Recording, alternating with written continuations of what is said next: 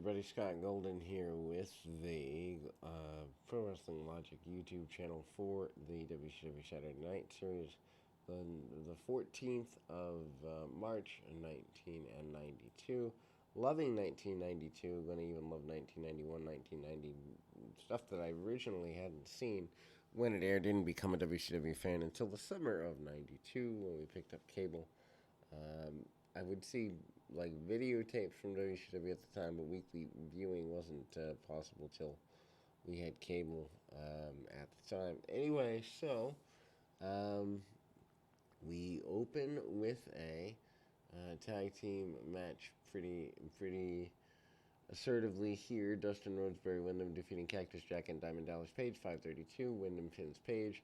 After lariat, Paulie dangerously provides cast commentary for the match, and Paul E. is, beyond a shadow of a doubt, still an amazing guy all the way back here in 1992. Not that anyone would be surprised by that, but hot dang.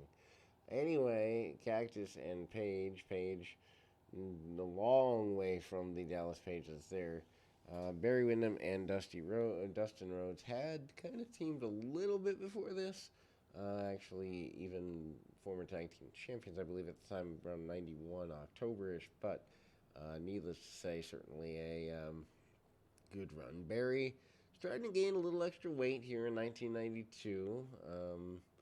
And hasn't fully taken time off yet. Good brawl, though, by Dustin Rhodes and Cactus Jack. Hard lariat and Cactus bumping all over the place for Rhodes at the time. Cactus a few months away, about 3 months away from his big world championship run with Sting, or maybe just, I don't know that I'd say run, maybe world championship opportunity.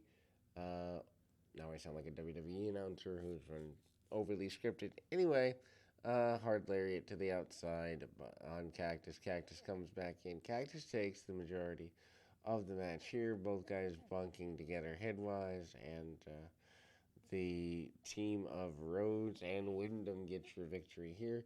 They promise to get the tag team championships back off of the Dangerous Alliance. That's their promise. That's their vow. Anyway, speaking of Dangerous Alliance, a member of said group is up next. Larry Zbyszko against Joey Maggs. Zbyszko doing the stalling thing that he's often known for.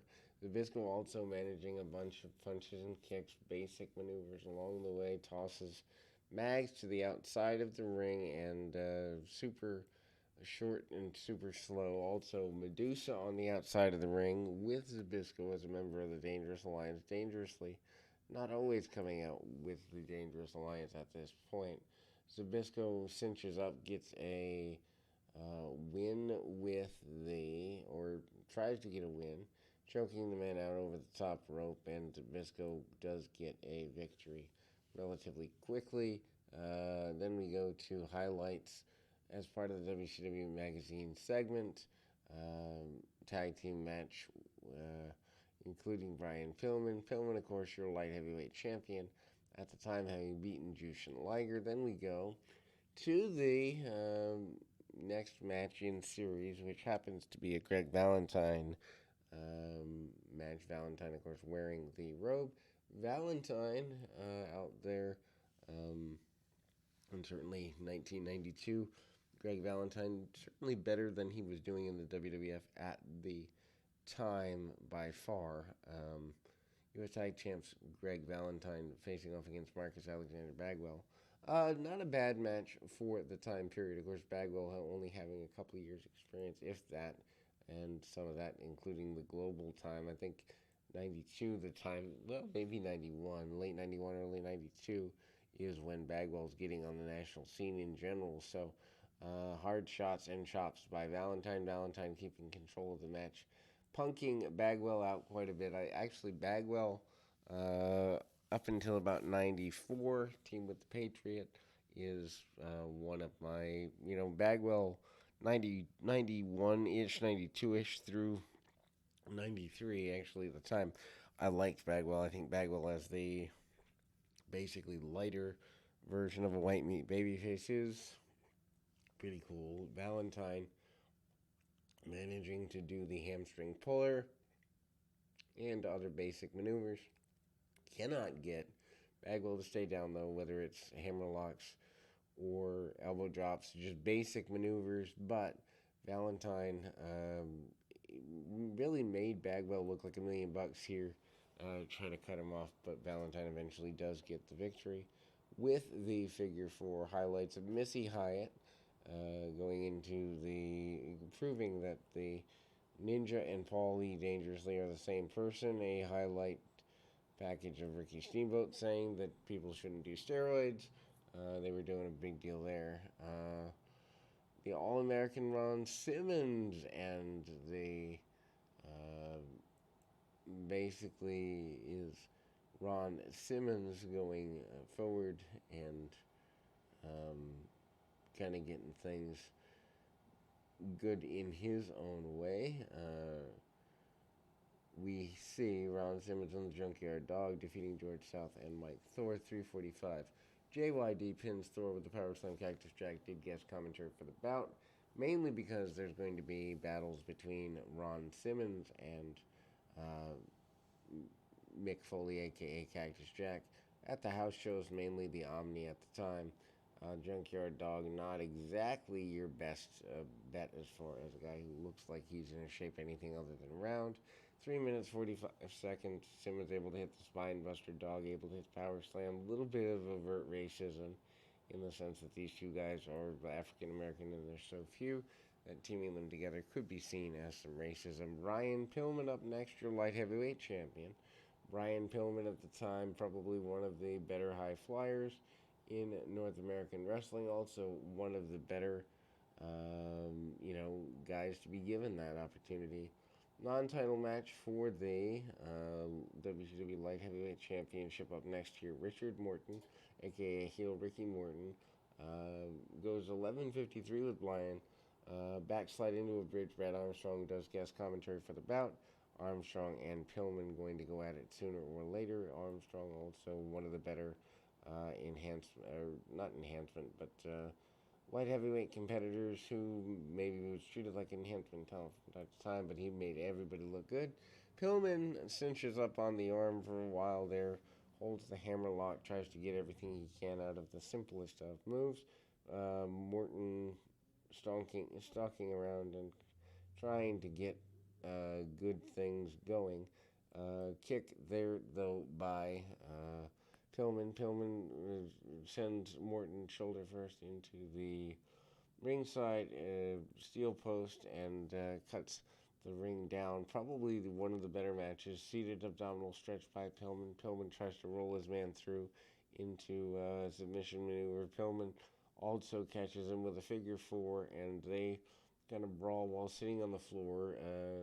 Nearly 12 minutes worth of a match, and back then they didn't interrupt matches so much like they do now on TV. Anyway, Grapevine the legs. Pilman looks phenomenal here, both selling and on offense when he makes his fiery comebacks, and obviously Pilman getting the victory. Soon hereafter, Pilman is able to use the Air Pilman thing, also manages to get a satellite head scissors along the way. Pilman is obviously one of the best guys around at the time. Then we go to, before we get there, we see a Sting enhancement match here. Sting coming back at things and, as a world champion, I don't know that having him in a out-and-out enhancement match is probably the best of ideas. Sting punch, kick, backdrops, and other basic maneuvers on the enhancement talent. Enhancement talent, just so people are aware, happens to be on this particular one. Sting defeating Mark Canterbury in 48 seconds. Splash off the top rope after the bout. Eric Bischoff interviews Sting at ringside. Sting basically saying he's not fully scared of Vader, but he is aware that Vader is an issue for him. U.S. champion Rick Rude defeating Greg Casey up next. Rude, of course, the number one contender for Sting's championship by virtue of being the U.S. champion, and he does talk about that. Again, Paul Heyman not out every time the Dangerous Alliance is out. Some miscommunication as it relates to the former tag team champions is talked about here, and there's a brawl between the Steiners and Eaton and Anderson here. Rude, though, in the match with Casey gets a hanging suplex followed by a rude awakening and a really basic series of maneuvers. Then we go to the next in series of matches, the Steiner Brothers up next here. And certainly not Steiners aren't people you want to mess with. Scott Steiner is the one wrestling Steve Austin with Medusa disqualification. 11:41 when tag team champions Arn Anderson, Bobby Eaton break the cover when Scott Frankenstein and Paulie Dangerously does guest commentary for the bout, and after the match, Rick Steiner makes a save and hits top of Bulldog on Anderson. It's a really decent match though. Potential for Scott Steiner to become the television champion, which eventually does happen. Steve Austin, at the time, really elevating that television championship as Arn Anderson would do years later. And some takedowns, basic thrust, and then also a half crab by Steiner. Medusa getting up on the apron, trying to create distraction. Medusa not impressed with Scott Steiner at all. Austin does a phenomenal selling job on the outside of the ring post getting out of the half crab. Does a good bit of stalling in the meantime, and then we see Scott Steiner getting taken down. Near fall by Steve Austin. Doesn't get everything he wants on it though, and manages to do a lot of what a lot of people wouldn't think he'd be able to do. Then we do see the winners via disqualification with the run-in from the other members of the Dangerous Alliance match, though worth going out of your way to check out, and certainly something of a better note than average. We will close on that note, but we'll be back right after this.